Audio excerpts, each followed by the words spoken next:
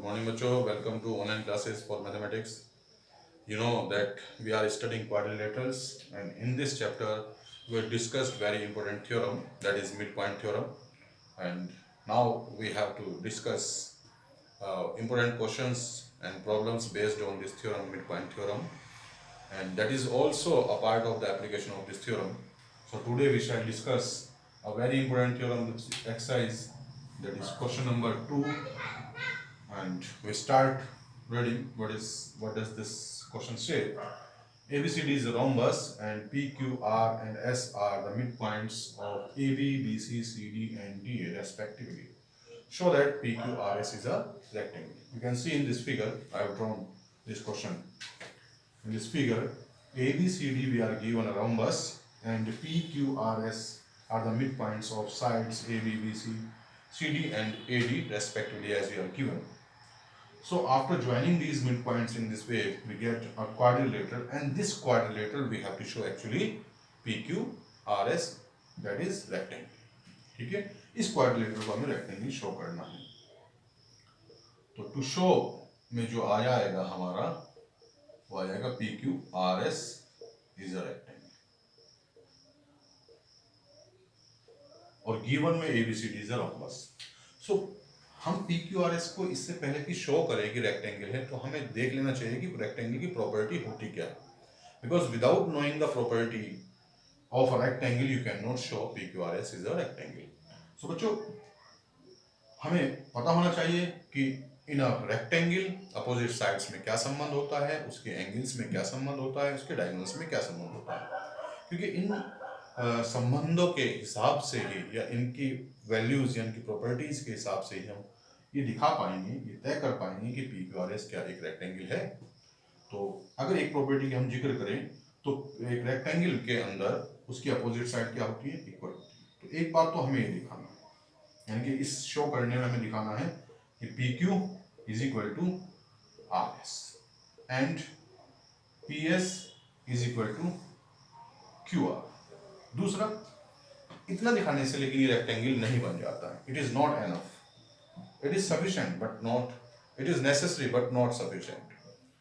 तो सफिशिएंट के लिए हमें या तो either we have to show that all its angles are right angle, or another property is also there that says that if its diagonals are equal, अगर इसके diagonals क्या हो जाते हैं, इक्वल हो जाते हैं, तब भी we can say that it is a rectangle, because if in a parallelogram if diagonals are equal then parallelogram becomes a rectangle. इस तरह के क्वेश्चंस हमने किए हैं. तो यहाँ पर मैं राइट एंगल ना दिखाकर इसके सभी एंगल को मैं दिखाऊंगा PR is equal to S, यानी कि डायगोनल को भी इक्वल दिखाऊंगा. बस इतना इनफ है मुझे PQRS को रेक्टेंगल दिखाने के लिए. Okay, let's we start. As you know that we have just studied midpoint theorem, so we join one of its diagonal, that is the diagonal of the rhombus. So in triangle so obtained ACD, S and R the midpoints of side AD and DC.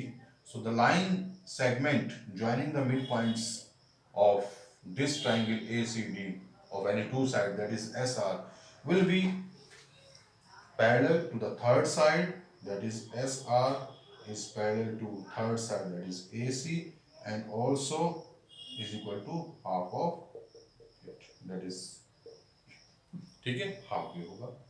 ये कौन कहता है, मैं नहीं कहता हूं, mid point theorem कहती है. Again in triangle ABC, similarly I should say, similarly in the triangle ABC, P and Q are the midpoints of AB and BC respectively. So the line segment joining, that is PQ, will be parallel to AC and PQ will also be equal to half of AC.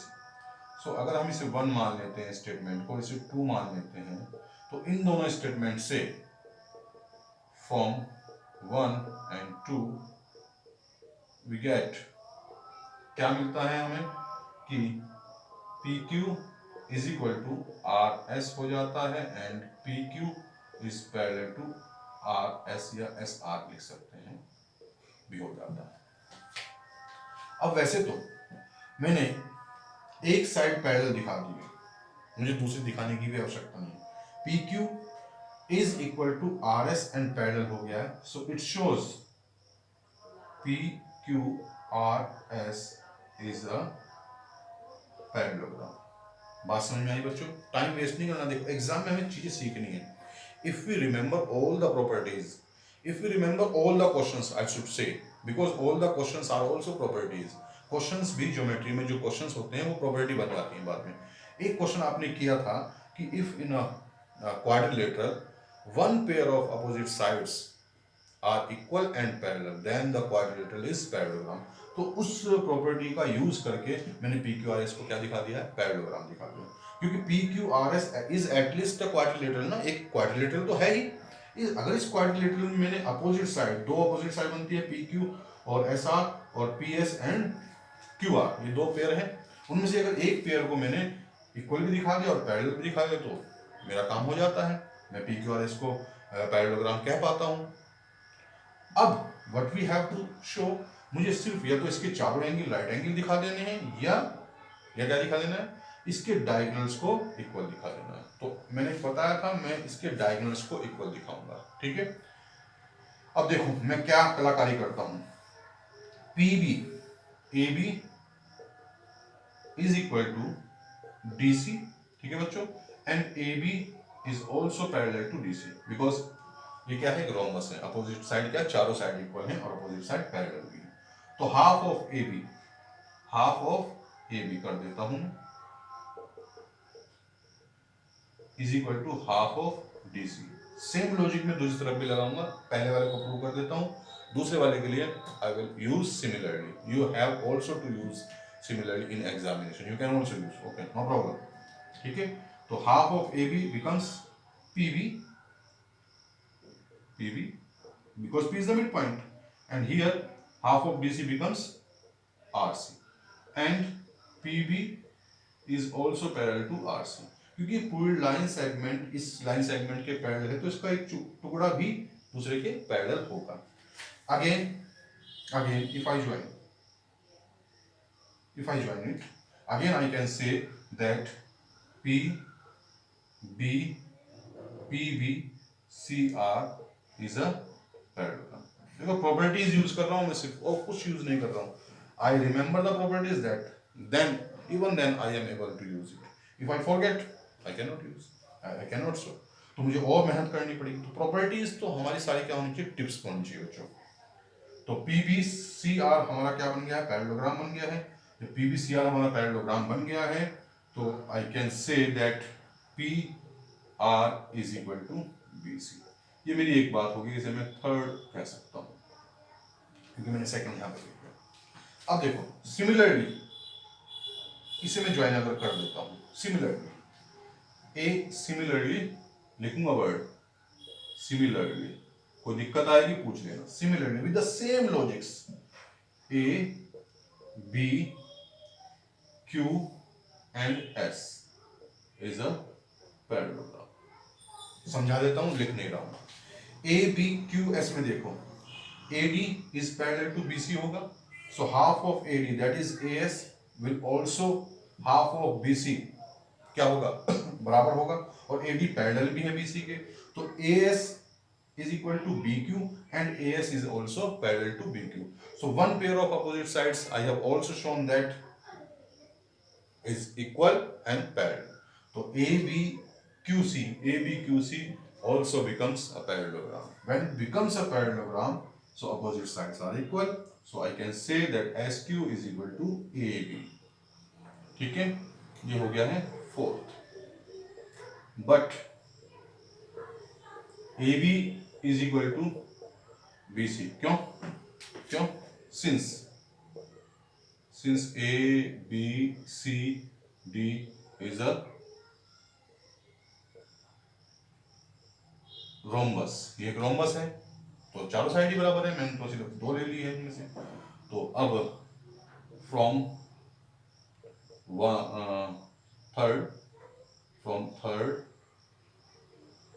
And fourth we get क्या हमें मिल जाता है third और fourth से, P R is equal to S Q, P R is equal to S Q, P R is equal to S Q हमारे पास आ गया है। और P R is equal to S Q क्या है, डायगोनल से, ये मैंने कहा था, मैंने कहा ये मैं शो करूंगा। और मैंने A B C A P Q R S को पैरेललोग्राम पहले दिखा दिया, लेकिन ये कैसा पैरेललोग्राम है, in which diagonals are equal, and that parallelogram, that special parallelogram in which diagonals are equal becomes a rectangle. यही तो पहचान होती है कि उस पैरेललोग्राम में, अदरवाइज तो rectangle is a parallelogram because opposite sides are equal and parallel, लेकिन special case of a parallelogram in which diagonals are also equal. तो इट शोज, ये दोनों बातें शो करती हैं that P Q R S is a rectangle. तो बच्चों देखो, था ना बड़ा इंटरेस्टिंग क्वेश्चन, इंटरेस्टिंग भी है और एग्जामिनेशन पॉइंट ऑफ व्यू से इंपॉर्टेंट भी है। एक दो क्वेश्चन तो एग्जाम में इस तरह के आते ही आते हैं, थ्योरेटिकल हैं और we are using multiple properties of geometry, ठीक है, ज्योमेट्री की मल्टीपल प्रॉपर्टीज यूज कर रहे हैं, हमने कहीं पर भी कोई भी लॉजिक गलत यूज नहीं किया है। तो बच्चों इस बात का हमेशा ध्यान रखना है, मैं वो हमेशा कहता हूँ कि एक ज्योमेट्री के क्वेश्चन को हम बहुत सारे तरीके से सॉल्व कर सकते हैं, in so many ways every every question of every problem of geometry can be solved. Okay, so I don't claim that this is the only method in which we can solve this problem. You can also use, I have also discussed one more method, that if you show that all the angles of this quadrilateral, that is p q r s, if you show that they are right angle, then it is enough to show that p q r s is a rectangle. So बच्चों बहुत सारे तरीके से हम solve कर सकते हैं, but one thing is required, what we must remember all the properties, what we study, what we discuss, what I tell you, okay, what theorems tells, okay। तो फिर हमारे लिए बहुत आसान बन जाता है। तो आज का टॉपिक मैं यहीं पे ख़त्म करता हूँ बच्चों, दैट्स ऑल फॉर टुडे। आपने देखा, 2 बार देखें, 3 बार देखें, अगर समझ में नहीं आता है तो आपको समझ में आ जाएगा। Thanks for watching. Thank you. Bye bye.